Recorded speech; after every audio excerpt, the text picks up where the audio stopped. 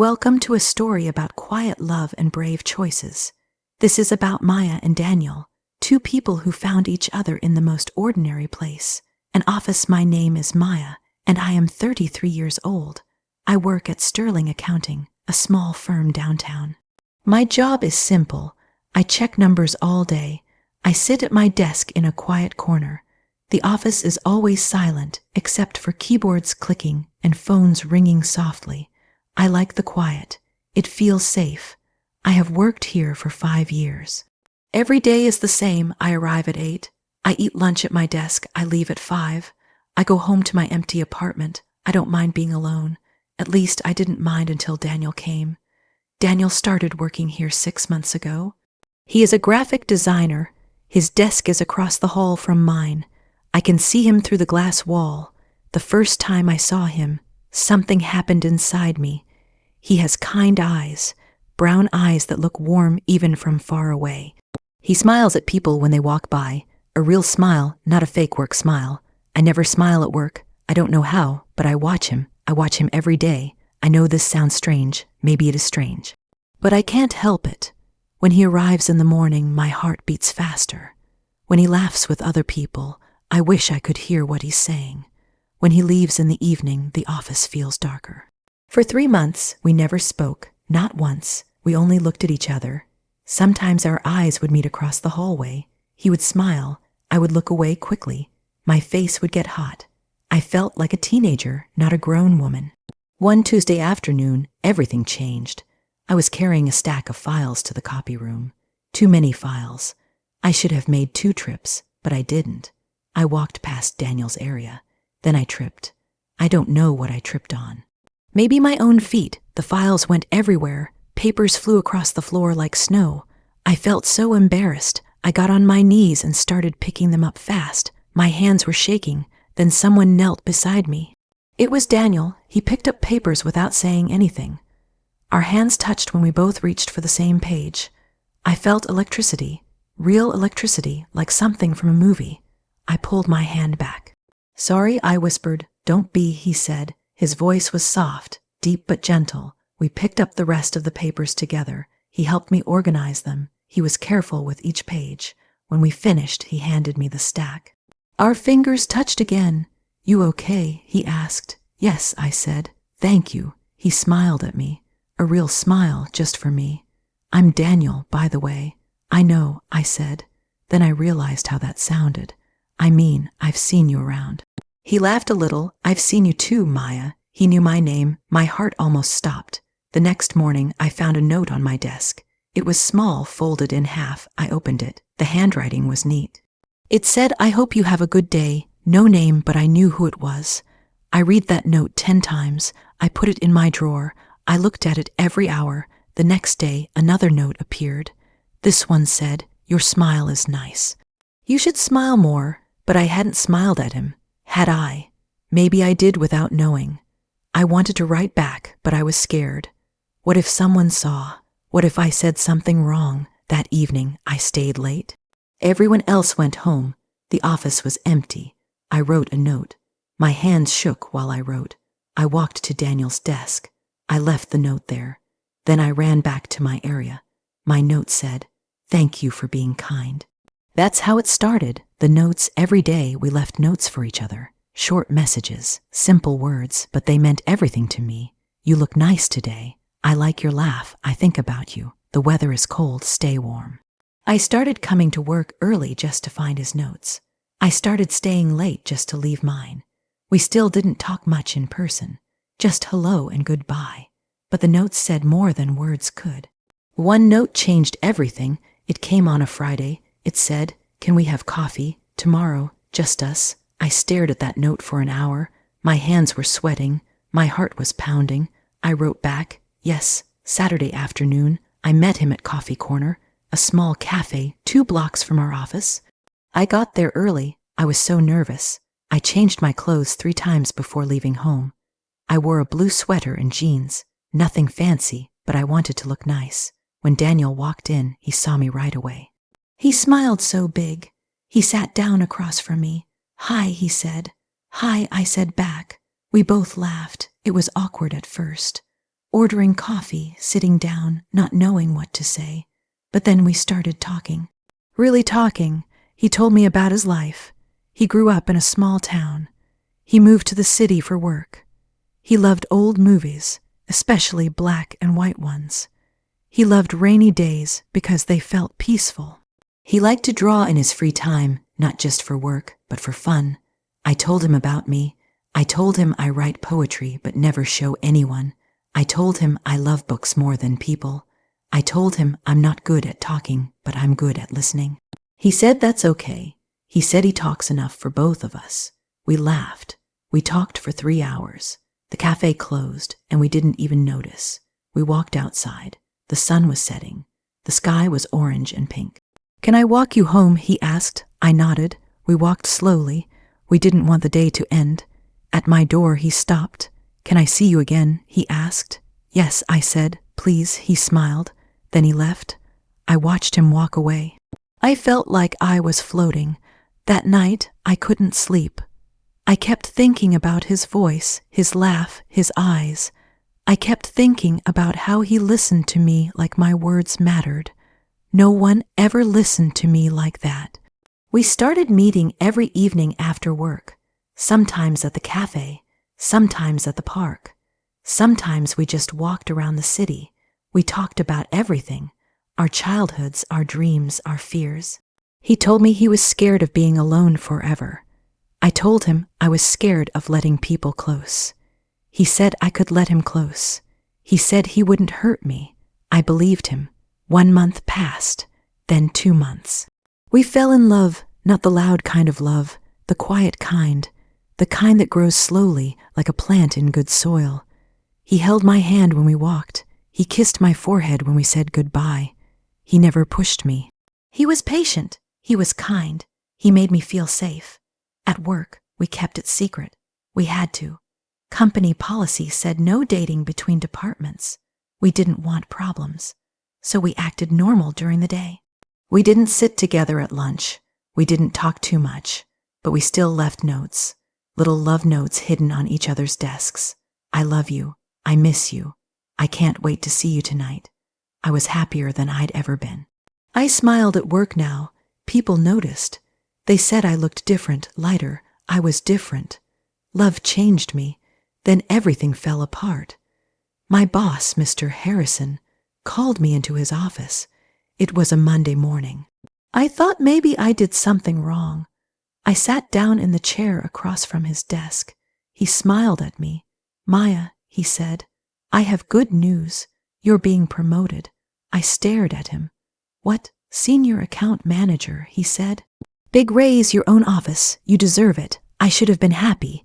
This was what I worked for. 5 years of hard work. But I felt sick." "There's one thing," Mr. Harrison said. He pulled out a paper. "You'll be managing the creative department now.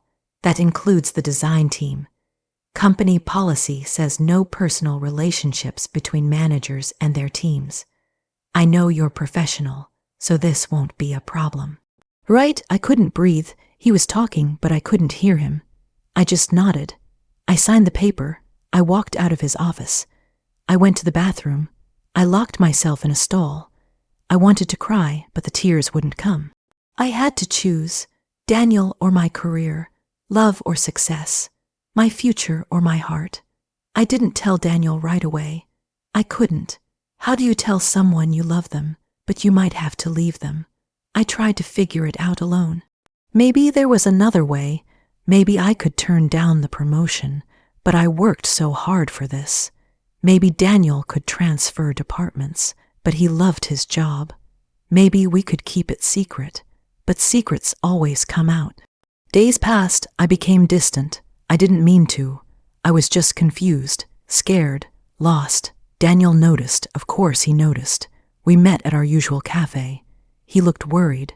"Are you okay?" he asked. "I'm fine," I lied. "You're not," he said. "You haven't been yourself all week. Did I do something wrong?" "No," I said. "It's not you." "Then what is it?" he asked. "Talk to me." "I can't," I said. My voice broke. "Maya, please," he said. He reached for my hand. I pulled away. I saw the hurt in his eyes. That hurt me more than anything. I think we need space, I said. I don't know what I'm saying. I don't know what I'm doing, but I can't do this right now. Space, he repeated. His voice was quiet. What does that mean? I don't know, I said. I just need time to think. He stood up. His face was pale. Okay, he said. If that's what you want. Daniel, I started. But he was already walking away. I watched him leave. I wanted to run after him. I wanted to tell him the truth. But I just sat there, frozen, broken. The next week was terrible. Daniel didn't look at me at work. He didn't leave notes. He didn't smile. I missed him so much it hurt. Physical pain in my chest. I couldn't eat. I couldn't sleep. I took the promotion. I moved to my new office. I managed the creative team, including Daniel. But I felt like I was dying inside. 2 weeks later, Daniel came to my office. He closed the door. He stood in front of my desk. I'm leaving, he said. What? I stood up. I got a job offer, another company. I'm taking it. No, I said. Daniel, wait. There's nothing to wait for, he said. His voice was cold. You made your choice. That's not fair, I said. You don't understand. Then help me understand, he said. Tell me what happened. Tell me why you pushed me away. I couldn't. I just stared at him. He shook his head. That's what I thought, he said. He walked to the door. I'm sorry, I whispered. He stopped. He didn't turn around. Me too, he said. Then he left. I sat down in my chair. I put my head in my hands, and finally I cried. Daniel's last day was Friday. I watched him pack his desk. Other people said goodbye. They hugged him.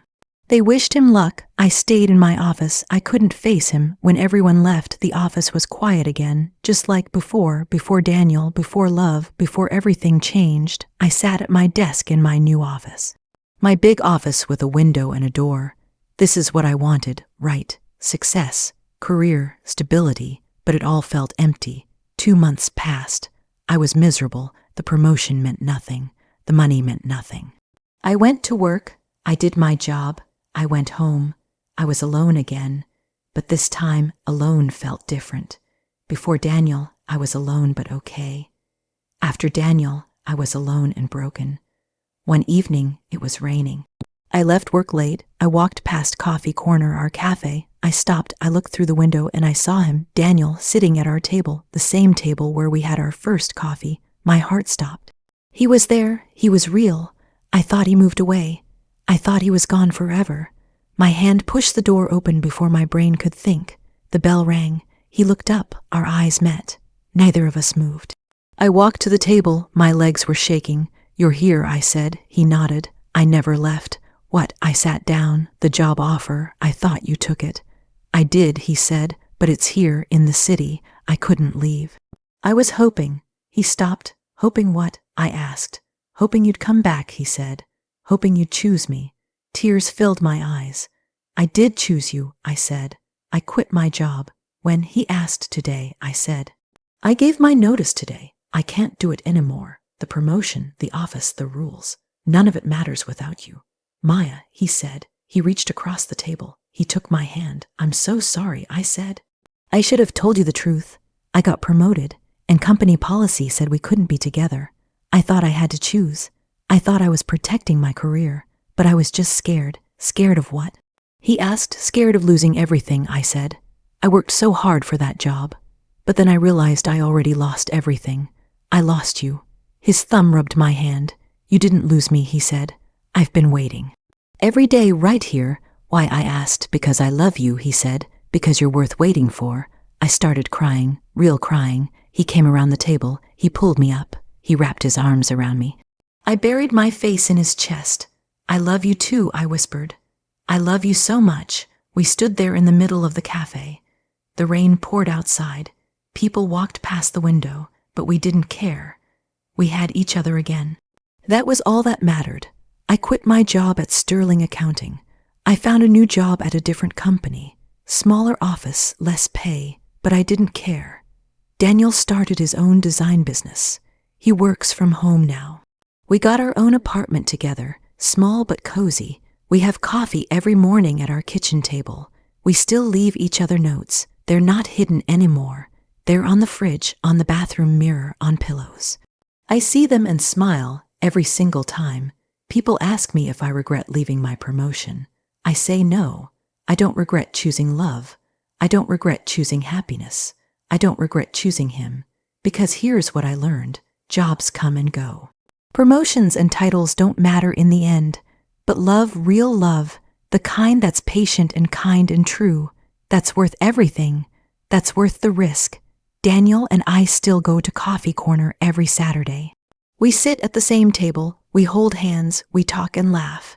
Sometimes we just sit in comfortable silence, and I think about how close I came to losing him. I almost let fear win. I almost let rules and career and other people's opinions steal my happiness. But I didn't. I chose love. I chose us. And that made all the difference. Now when I wake up in the morning, I'm not alone. When I come home from work, someone is waiting. When I laugh, someone laughs with me. When I cry, someone holds me. This is what life is supposed to be. Not perfect, but full. Not easy, but worth it. Daniel is my best friend, my partner, my home, and I am his. We are building a life together. Slowly, carefully, with love and patience.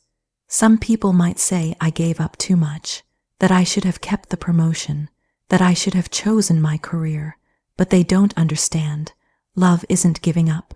Love is choosing something better. Love is choosing someone who sees you, really sees you, and loves you anyway. Love is choosing to be brave, and I am brave now. I am happy now. I am home. Thank you for listening to Maya and Daniel's story. Remember, sometimes the best choice is the one your heart makes. Choose love, choose bravery, choose happiness.